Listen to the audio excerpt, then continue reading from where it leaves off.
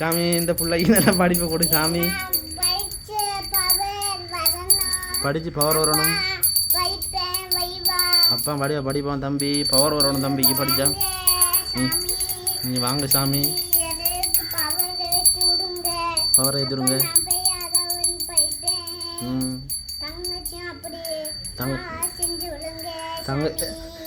தங்கச்சிங்க அப்படி செஞ்சுடுங்க சாமி. வேற என்ன சாமிக்கு வேணும்? வேற என்ன வேணும் சாமிக்கு? சரி சாமி வேணும். பழமும் தந்து பொங்கலும் தந்தியான் தம்பி எல்லாம் கொடுக்கணும்.